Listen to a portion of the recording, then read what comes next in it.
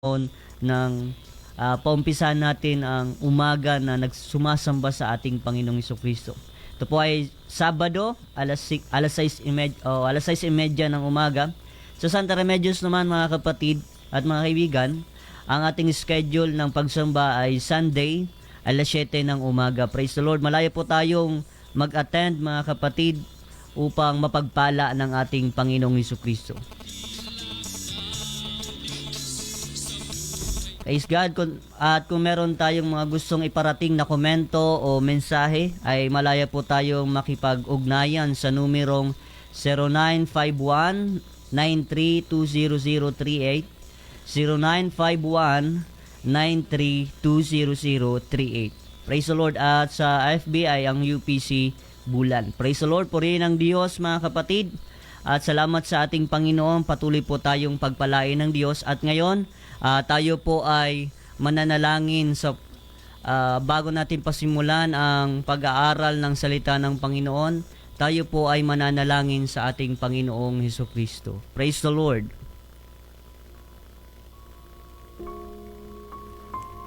Praise God. Tayo po ay manalangin mga kapatid.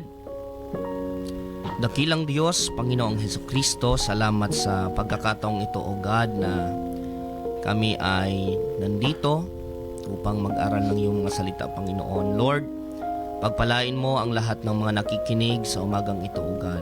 Ang bawat mga puso na handang tumanggap ng iyong salita ay pagpalain mo, Panginoon.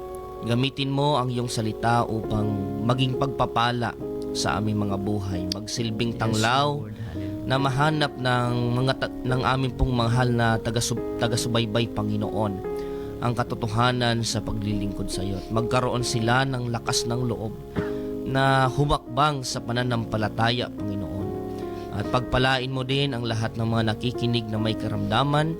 Yes, Lord. Sa kanilang pananampalataya, Panginoon, ay bigyan mo sila ng kagalingan. Gayon din po ang lahat ng mga nagsusumikap sa buhay habang sila ay nakikinig, O God. Pagpalain mo ang lahat ng pagpapagal ng kanilang mga kamay, Panginoon. Salamat, O Diyos. Gabayan mo ang iyong mga lingkod na magtuturo sa umagang ito. In Jesus' name, Amen. Praise the Lord. Purihin ang Diyos mga kapatid. Salamat sa ating Panginoong Hesukristo.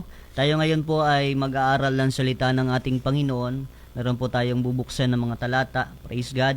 At unang talata na ating bubuksan ay sa Psalms 111 verse 10.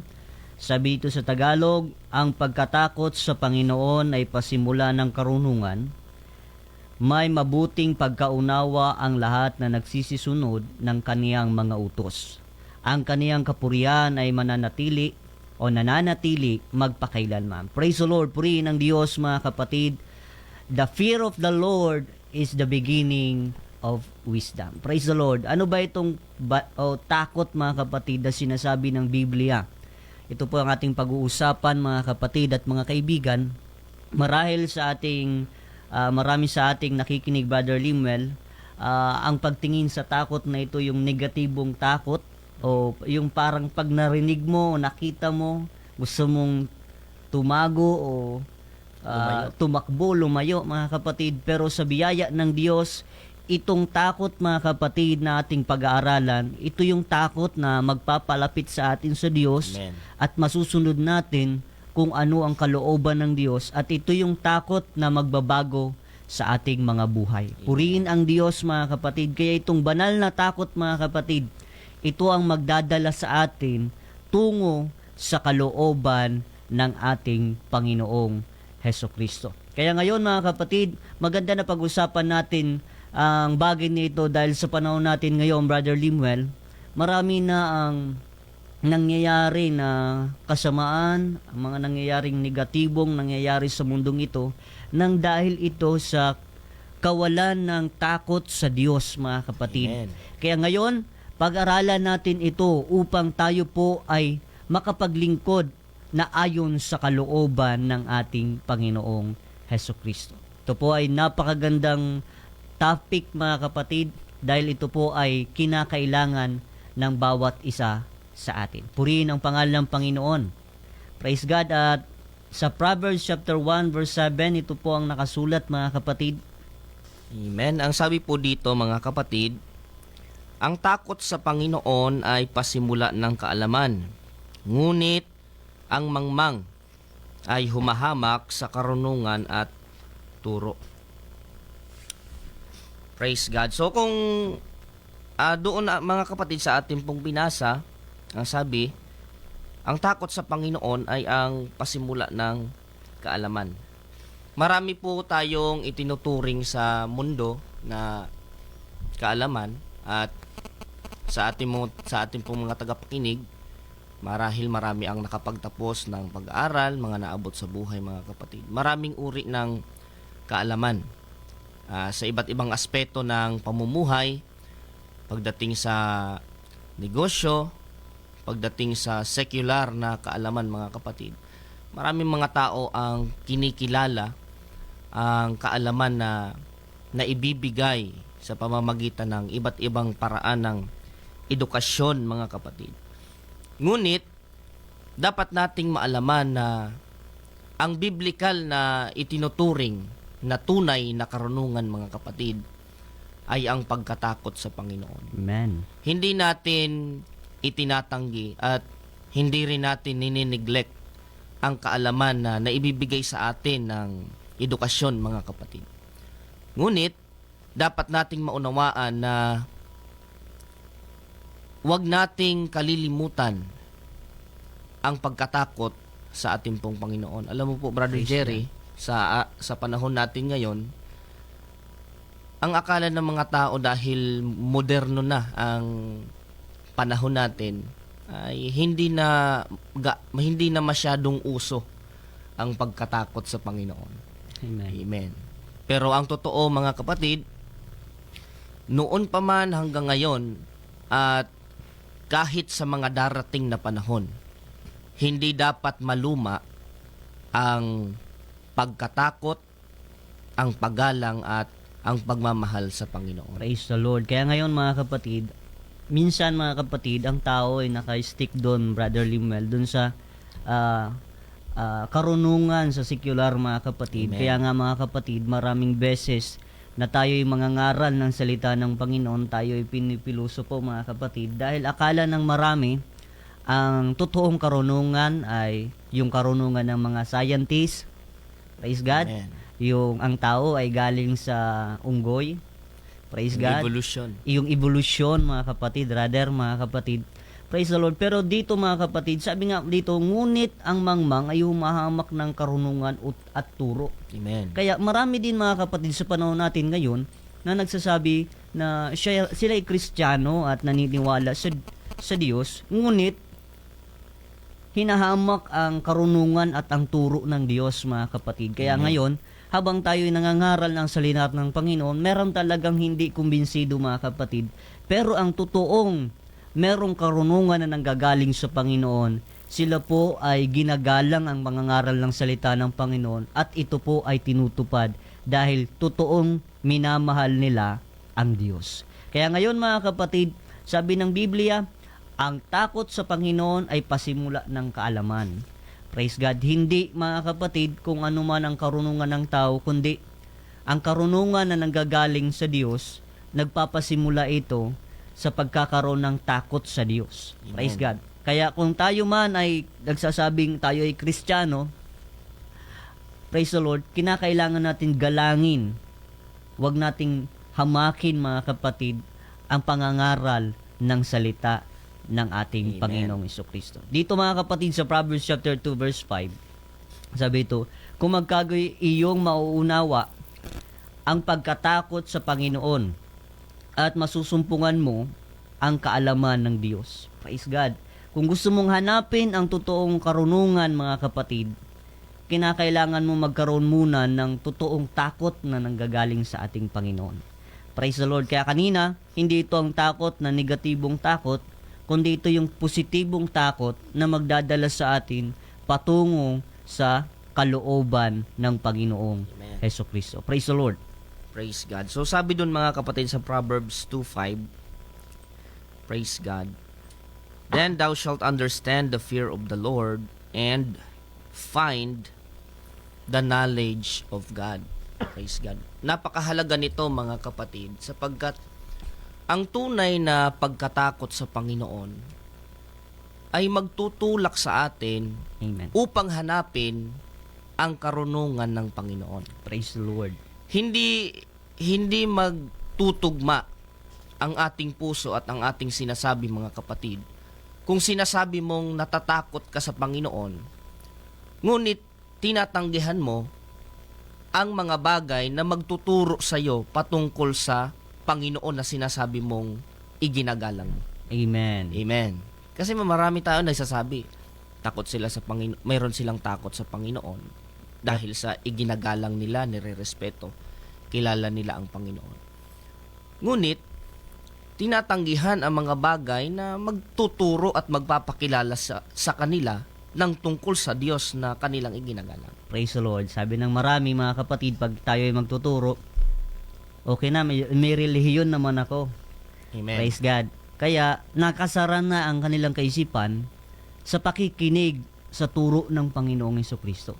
Kaya ngayon mga kapatid, habang na lamang mga kapatid, tayo ay nagsasabi na meron tayong takot sa Diyos mga kapatid at mga kaibigan, hanapin na natin ang totoong karunungan.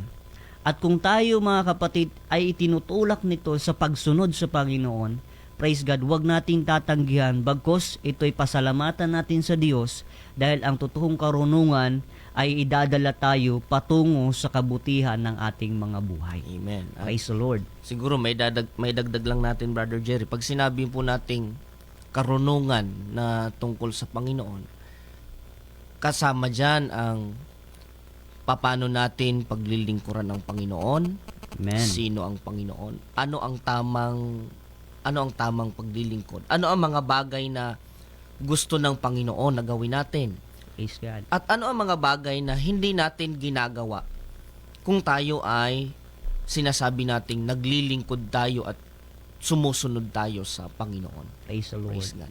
Kaya dito mga kapatid, makikita natin na napakahalaga ng takot sa Diyos. Amen. Dahil matututo tayo mga kapatid ng tamang pagsunod. Matututo tayo ng tamang paglilingkod sa Panginoon na naaayon sa kalooban ng Diyos mga kapatid. Ngayon mga kapatid, basahin natin dito mga kapatid sa Mark chapter 12 verse 29 to 30. Sabi dito, sumagot si Jesus, ang Pangulo ay pakinggan mo o Israel. Ang Panginoon nating Diyos, ang Panginoon ay iisa. At iibigin mo ang Panginoon mong Diyos ng buong puso mo at ng buong kaluluwa mo at ng buong pag-iisip at ng buong lakas. Praise God. Ang totoong takot sa Diyos, dadaling ka sa kautusan ng Panginoon. Amen. Praise God. Kaya napakahalaga nito dahil kung wala tayong takot, di natin hahanapin, Brother Limuel, ang kautusan ng Panginoon. Amen. Praise God. Kaya dapat at marapat lamang na magkaroon tayo ng takot sa Diyos para masunod natin ang totoong utos ng Panginoong Hesukristo. Amen. So, doon mga kapatid sa binasa natin sa Proverbs chapter 12 verse 29, makikita natin doon mga kapatid hanggang sa verse 30, sabi doon, iibigin mo ang Panginoon mong Diyos ng buong puso, buong kaluluwa mo, buong pag-iisip at buong lakas. Marami tao nagsasabi na kumbaga ginagalang natin ang Panginoon. Ngunit nakakalungkot isipin na ang binibigay na panahon sa Panginoon ay kumbaga yung mga tira-tira, Brother Jerry. Amen. Amen. Kung makasimba, di mao. Kundi rin. Kung diri, okay lang. Praise God. Kung makapakinig ng Word of God, salamat. Pero kung hindi, okay pa rin. Praise God. Pero ang sabi ng Panginoon, mga kapatid, tandaan po natin ang sabi ni Jesus, ang nagtanong sa kanya, ang sabi, ano ang pangulong utos? Kung baga, sasabihin natin sa mababaw na salin, pag sinabi nating Pangulo, ano ang pinakamahalaga? Yes. Amen. Ang sagot ni Jesus, pakinggan mo, o Israel, ang Panginoon nating Diyos ay iisa. Unang-una, dapat makilala mo na mayroon lamang iisang Diyos. Praise the Lord. Amen. Dahil ah, hindi na tayo mga pagano dapat, mga kapatid. Amen. Amen. Dahil sa panahon ng Bible, mga kapatid, uso kasi noon ang politeismo, yung paniniwala sa maraming Diyos, mga kapatid. Amen. So dapat nating maunawaan, sabi ni Jesus, ito yung unang-unang pinakamahalaga. Ang maintindihan mo na mayroon lamang nag-iisang Diyos. Praise the Lord. Amen. Kaya ang tunay na Kristiyano, Brother Limuel, ang tunay na sumusunod sa Diyos, nananampalataya, sumasampalataya na meron lamang iisang Diyos. Amen. Pinakauna yun, mga Ang sabi kapatid. nga ng Biblia, mga kapatid, maging ang demonyo man ay nananampalataya at nanginginig pa. Amen. Na merong iisang Diyos. Amen. Dahil siya mismo, nasaksihan niya kung sino ba yung iisang Diyos niyan. At Praise the Lord. ano ang kanyang kayang gawin. Ano ang kaluwalhatian ng nag-iisang Diyos na yan, mga. Praise the Lord. Kaya ngayon, mga kapatid, sa bawat nakikinig, kung tayo, mga kapatid, ay sumasampalataya sa salita ng Panginoon, at kung tayo ay nagsasabing tayo ay mga anak ng Diyos at naniniwala at nananampalataya sa Panginoon, at nagsasabi tayong proud tayo magsabi na ako ay isang Kristiyano, dapat isipin natin ang unang-unang utos, mga kapatid, at napakalagang utos ay makilala natin ang Diyos na tunay. Amen. At meron lamang dapat tayo ng iisang Diyos.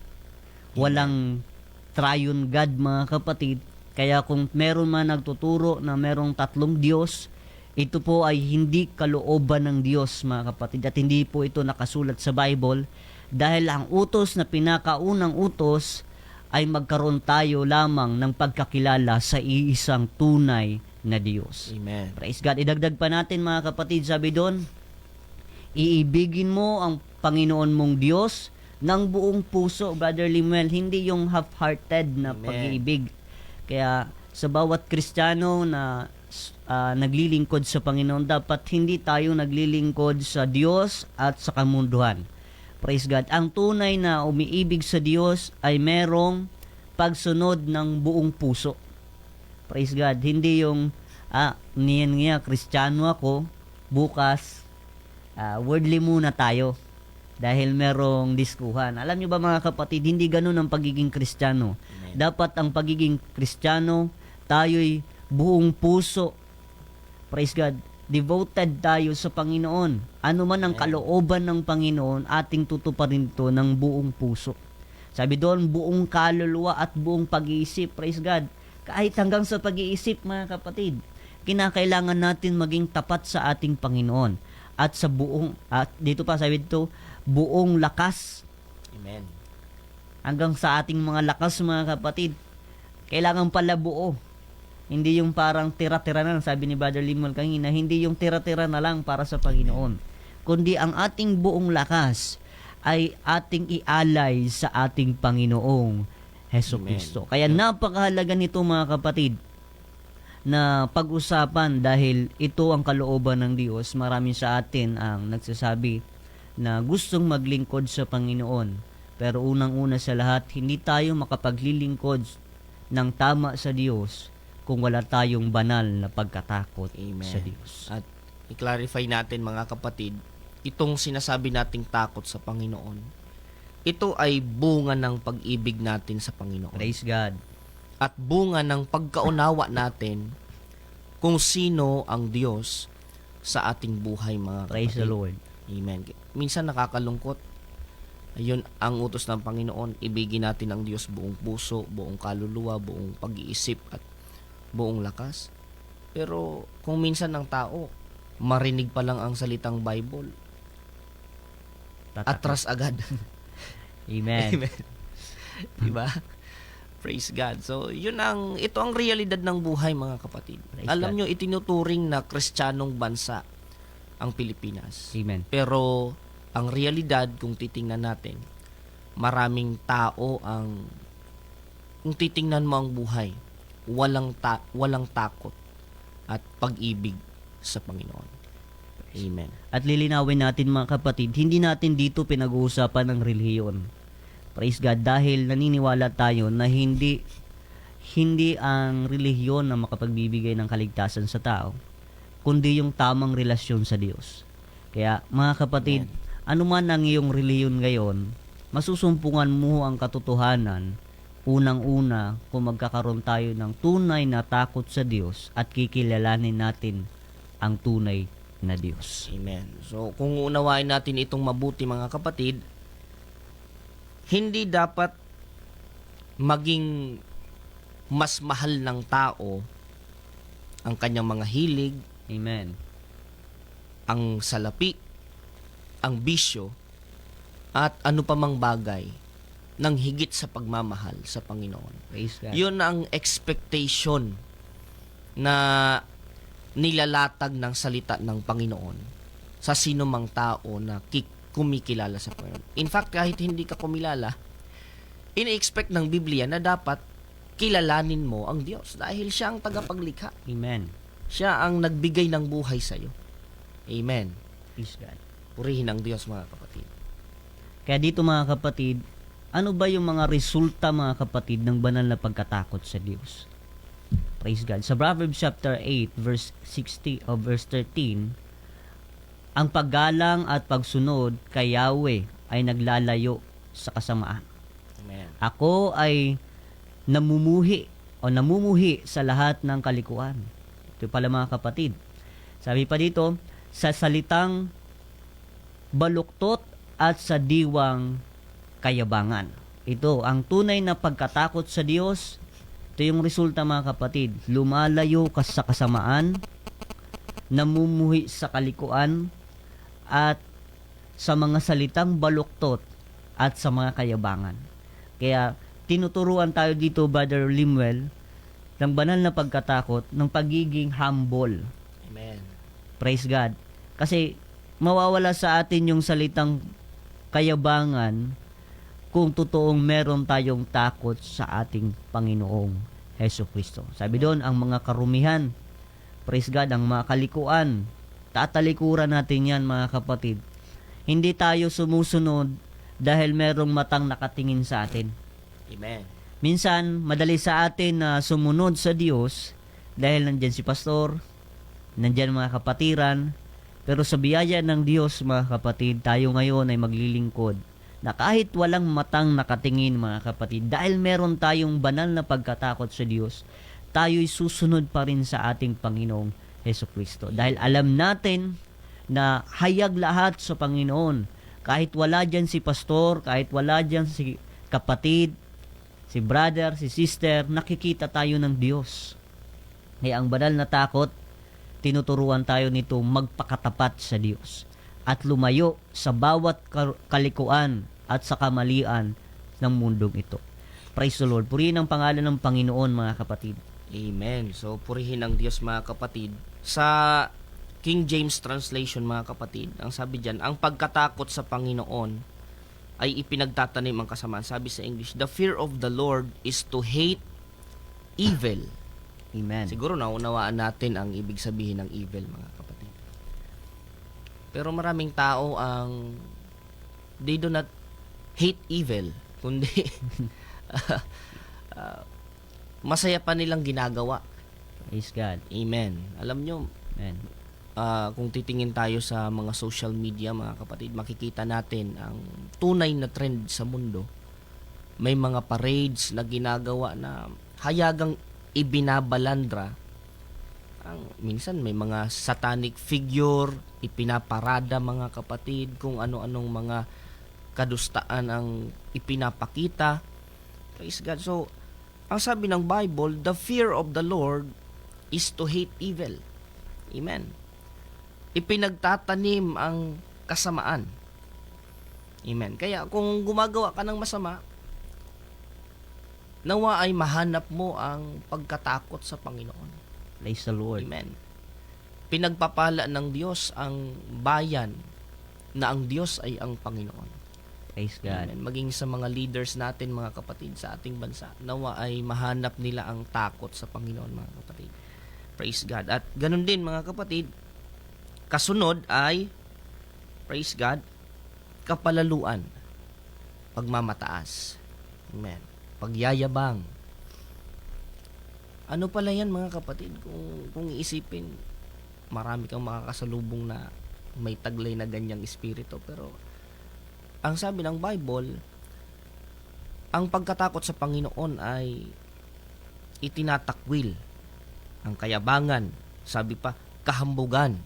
Amen. Amen. Masamang lakad. Alam nyo po, ang pagtanggi sa paglilingkod sa Panginoon ay isang uri ng kayabangan. Praise God. Amen. Dahil nagbibigay ka ng statement sa Diyos na sinasabi mong kaya mo ang lahat nang hindi mo kailangan ang Panginoon. Amen. Amen. Ay, kaya kong... Technically, kaya natin mga kapatid. Kaya mong maghanap buhay.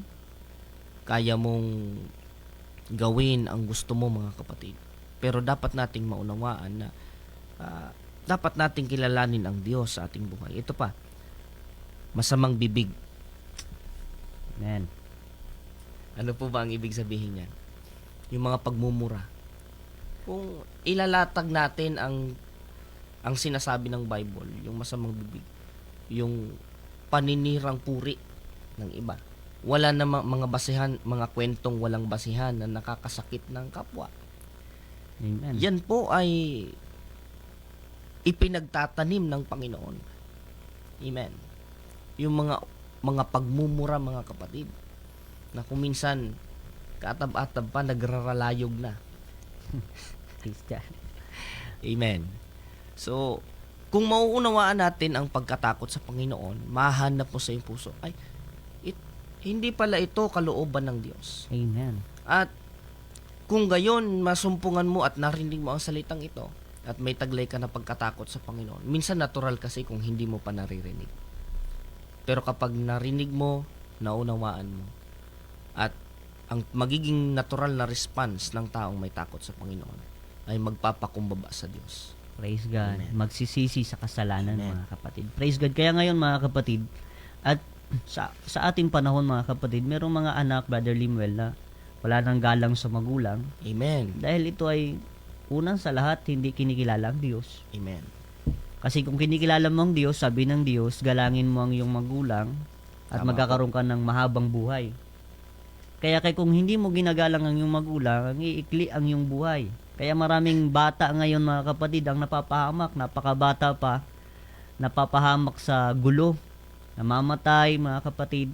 Praise God. Dahil sa hindi sumusunod sa Panginoon. Kaya ang advice natin, Brother Limuel, bilang sa ating patotoo, praise God, tayo rin ay nakaranas. Ako personally, nakaranas ako ng mga bagay na hindi kalooban ng Diyos. Amen. Pero dahil sa salita ng Panginoon, dahil merong pastor na nag-alaga sa akin, praise God, natuto akong sumunod sa Panginoon. Amen. Kaya nga mga kapatid, sa bawat magulang na nakikinig ngayon, kung meron po kayong mga anak na nahihirapan kayo na pasunurin sa inyong mga utos, unang-una, samahan natin sila, praise God, na dumalo sa simbahan, maglingkod sa Panginoon. Amen. Mahirap lang mga kapatid, merong mga kabataan na gusto naman sanang maglingkod sa Panginoon kaso hinahadlangan ng magulang. Yes, tama po. Praise God. Huwag nating ahadlangan, kundi mga kapatid, suportahan natin. Amen. Dahil bibihira sa mga bata ngayon. Sa panahon natin ngayong, Brother Limuel, masyadong nauukupa ang isip ng kabataan sa mga social media, praise God, sa mga laro ng internet, mga kapatid. Pero hanggat merong bata na nag-aasam na makasunod sa Panginoon, sa bawat magulang, mga kapatid, suportahan natin sila, mga kapatid. Huwag natin silang hahadlangan. Amen.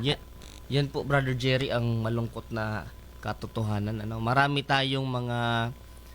mga kabataan ang gusto din namang maglingkod sa Praise God. Panginoon. Pero ang magulang mismo ang humahadlang. At minsan hindi natin maunawaan, bakit ba kailangang hadlangan ng magulang? Kung titingnan mo, ayaw padaluhin ang mga anak sa pagtitipo na patungkol sa paglilingkod sa Diyos. Pero kung titingnan mo ang kanilang buhay, ang magulang ay lasinggero, amen, Amen. sugarol, na gumagawa ng mga bagay na hindi kalugod-lugod sa Panginoon. Kumbaga hindi natin maunawaan bakit kailangang hadlangan ng magulang ang anak na nais maglingkod sa Panginoon, samantalang nakikita nila ang kanilang buhay ay hindi nakaayon sa kalooban ng Diyos. Praise Ang God. magiging resulta niyan, kapag hinayaan mo ang anak mo na maglingkod sa Panginoon, hindi mo po problemahin yan. Praise God. Magdudulot yan ng mabuting bagay sa kanila. Isang patotoo, Brother Jerry, sa ako bilang teacher, marami akong magulang na nakakausap. At karamihan ay nagrereklamo, "Sir, kumusta yung anak namin dito sa school?" Kasi minsan may mga issue, kasi pinapagilitan naman namin yan. Ayaw talaga sa aming sumunod. Amen. Kahit yung sarili magulang ay nahihirapan ng pasunurin ng anak. At ano ang nagiging resulta? Kahit sa school at maging sa community, sa komunidad na kanilang ginagalaman, ay nagiging problema. Kaya, ano ang dapat natin gawin? Turuan natin sila na matakot, magkaroon ng respeto at pagmamahal sa Panginoon. Praise the Lord. Kaya ngayon mga kapatid, sa bawat magulang, ito yung pananyaya natin. Hindi lang natin sabihan sila na maglingkod kayo sa Diyos. Amen. Ipakita natin sa kanila ang tunay na paglilingkod sa Diyos. Amen. Praise the Lord. Purihin ang Diyos. At sabi sa Proverbs chapter 16 verse 6, sa pamamagitan ng kaawaan at katotohanan ay malilinis ang kasamaan. At sa pamamagitan ng pagkatakot sa Panginoon ay humihiwalay ang mga tao sa kasamaan. Amen. Napakaganda nito mga kapatid. Ang pagkatakot sa Diyos, hihiwalay ang tao sa kasamaan. Kaya nga mga kapatid, meron tayong mga New Year resolution. Pagsasapit yung bagong taon, Brother Limel, meron tayong mga resolution na hindi na ako iinom, hindi na ako magchichismis. Marami mga kapatid yung New Year resolution. Nasa una, masusunod natin, pero isang buwan lang yan mga kapatid, minsan, hindi na natin nasusunod. Nang dahil ito mga kapatid, hindi talaga natin nauunawahan ang tunay na pagkatakot sa Diyos. Dahil ang tunay na pagkatakot sa Diyos ay magdadala sa atin sa paghihiwalay o paghiwalay sa mga bagay na masama sa mata ng ating Panginoong Hesukristo. Bilang Kristiyano, dapat ihiwalay natin mga kapatid ang ating sarili sa kasalanan. Kaya lahat ng mga Kristiyano, mga kapatid, bawat mananampalataya, wag tayong makompromise, wag na makompromise ang ating pananampalataya dahil tayo ay may gusto lang magawa na ay gusto ko sanang ma-experience ito. Alam niyo mga kapatid, praise God. Kaya nga mga kapatid, marami ng Kristiyano na tumalikod sa bagay na yan dahil hindi yan mabuti. Amen. Kaya wag na sa mga bata na lumaki sa church, wag niyo nang isipin na kung ano bang experience na gawin ang bagay nito, ano ba ang mararamdaman mo. Praise God. Kung tinalikuran ng marami na naglilingkod sa Panginoon, wag na natin asamin kung anong experience nito. Amen. Kundi magpasalamat tayo sa Diyos dahil hindi na natin na-experience. Tayo'y nakasunod, bata pa lang, nakasunod na sa kalooban ng Panginoong Hesukristo. Kaya ngayon mga kapatid, kung meron tayong mga New Year resolution, dahil January ngayon mga kapatid, mas maganda unahin natin kilalanin ang tunay na Diyos at magkaroon tayo ng tamang takot o totoong takot sa Diyos mga kapatid. Amen. Alam mo, Brother Jerry, marami ng tao ang sumubok na baguhin ang kanilang sarili pero Amen. hindi naman nagtagumpay. Dahil ang totoo, wala si Kristo sa kanilang pagbabago. Hindi si Kristo kasama sa pagbabago mga kapatid. Praise God. Kaya nga, ang sabi ng 2 Corinthians 5:17, kaya't kung ang sino man ay na kay Kristo, siya ay bagong nilalang. Ang mga Amen. dating bagay ay nagsilipas na. Narito, sila'y pawang naging mga bago. May narinig ako niyan, in-invite ko sa Bible study. Sabi, pagbalik mo niyan, ganun pa rin ang mangyayari. Praise God. Alam nyo mga kapatid, wala sa salita ng Diyos ang problema kung ang tao ay umaattend sa Bible study, nakikinig, pero hindi nagbabago. Ang problema ay nasa puso ng tao. Amen. Amen. Dahil hindi nila iningatan sa kanilang puso ang salita ng Panginoon na kanilang napakinggan. Praise God. So, tuloy po natin mga kapatid. Ano naman ang patunay ng pag-ibig natin, na iniibig natin, na ginagalang natin, na nagkakaroon tayo ng takot sa Panginoon? Ano ang biblical na patunay at basihan na inaasahan ng ating pong Panginoon? Dito po sa John chapter 14 verse 15, ang sabi ng Panginoon, kung ako'y inyong iniibig, ay tutuparin ninyo ang aking mga Praise utos. the Lord. Marjorie? Praise God. Kaya mga kapatid, sa mga tunay na umibig, alam niyo mga kapatid, napakadali lang sumunod kung tayo'y tunay na umibig. Amen. Kasi nga mga kapatid, kung ang isang lalaki ay umiibig, praise God, sabi noon, sabi ng mga salita, hahamakin ang lahat, masunod ka lamang. Kaya kung meron tayong pag-ibig, praise the Lord, sa Diyos, tunay na pag-ibig sa Diyos, masusunod natin ang Panginoon, praise God, na merong kagalakan. Ito yung maganda mga kapatid. Alam niyo mga kapatid, sa pagsunod sa Diyos, magagalak ka kung tunay na iniibig mo ang Diyos. Praise God. Sabi nga sa Matthew chapter 7 verse 21, hindi ang bawat nagsasabi sa aking Panginoon, Panginoon ay papasok sa kaharian ng langit, kundi ang gumaganap ng kalooban ng aking Ama na nasa langit. Hindi lang sa salita mga kapatid, kundi kung hindi sa action. Amen. Sumusunod tayo mga kapatid, umiibig tayo sa Diyos, nagagawa natin yon hindi lang sa mga salita, kundi sa ating mga gawa. Nang dahil sa tayo ay umiibig ng totoo sa ating Panginoong Hesukristo. Sabi sa Matthew chapter 15 verse 8, ang bayang ito'y ginagalang ako ng kanilang mga labi. Datapwat ang kanilang puso ay malayo sa akin. Nawa hindi ito mangyari sa atin na sinasabi natin na ginagalang natin ang Diyos, sinasabi natin sumusunod tayo sa Diyos, makadiyos ako, palagi ako nananalangin, pero sa ating puso mga kapatid, tayo'y malayo sa Diyos. Praise God. Kaya dito mga kapatid, ito po ay pangungusap sa atin ng Diyos mga kapatid. Yaman na lamang mga kapatid na sinasabi natin na tayo'y mga Kristiyano, tayo'y nananampalataya sa Diyos. Hallelujah. Kailangan natin ito mga kapatid na tuparin. Amen.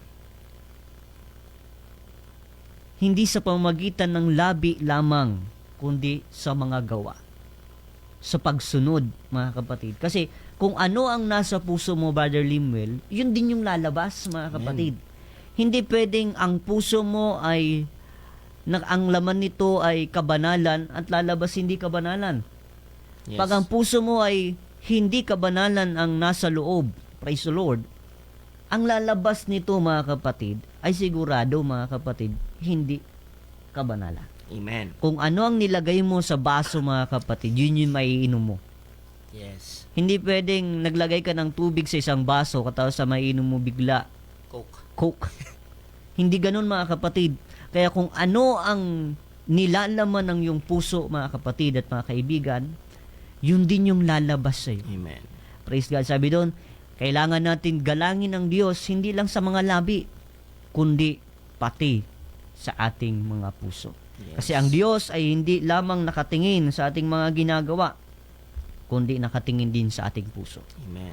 At ang resulta ng tamang puso, ang pusong merong paggalang, praise God, hallelujah, ang pusong merong pag-ibig sa Diyos, resulta ng pagkatakot sa Diyos, praise God, hallelujah, merong pagsunod sa Diyos. Amen. Sabi sa Revelation chapter 1 verse 3, mapalad ang bumabasa at ang nakikinig ng mga salita ng hula.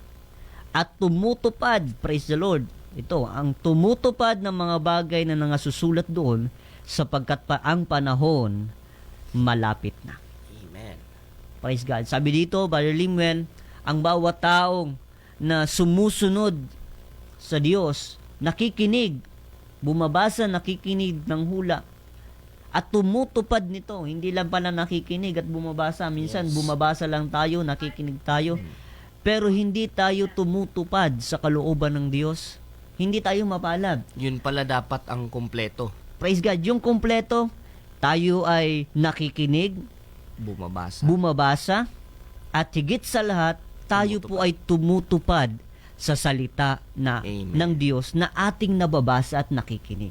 Amen. Kaya sa oras na ito mga kapatid, ang oras ay napakabilis, napakaganda sana ng pinag-uusapan natin mga kapatid at mga kaibigan. Pero nawa tayo ay napag-usapan ng Diyos.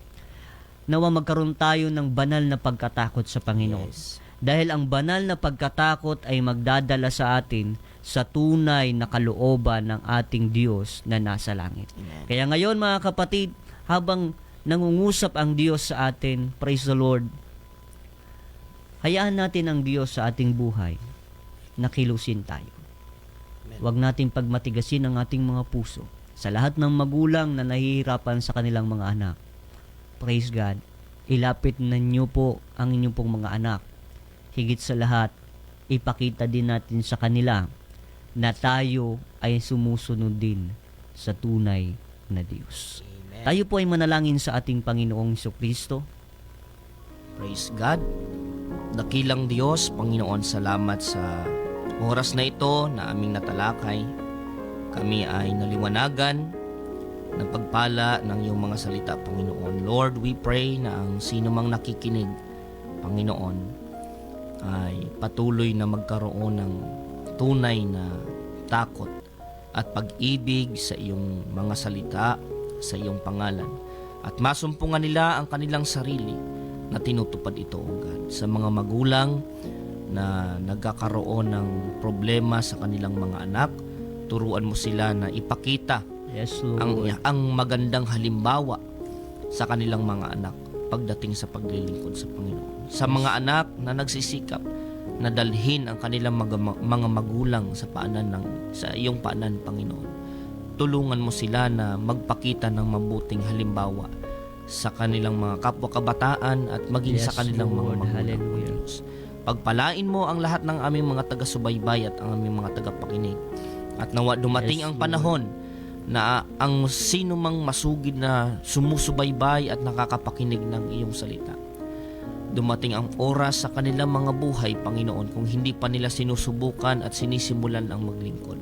Simulan nila na matapos nilang mapakinggan ay hanapin nila ang iyong kalooban at sundin ang mga ito. Salamat, O Diyos, purihin ka. In Jesus' name. Praise the Lord. Amen. Salamat sa Diyos mga kapatid, salamat sa Panginoon na tayo po ngayon ay natapos sa ating talakayan. Praise God. Nawa mga kapatid, ang bawat isa ay pinagpala ng Panginoon. Kami po ay nagpapasalamat sa inyo pong pagsubaybay, sa lahat po na nakikinig sa radio at sa FB. Pagpalain po kayo ng ating Panginoong Jesucristo. On behalf of our pastors, Pastor Randy Rosari ng United Pentecostal Church, ako po si Brother Jerry Mostoles at ang aking kasama, Brother Limuel Hermosilia. Kami po ay nagpapasalamat sa inyo pong pakikinig at lagi lang po nating tatandaan, si Jesus ang buhay na pag-asa.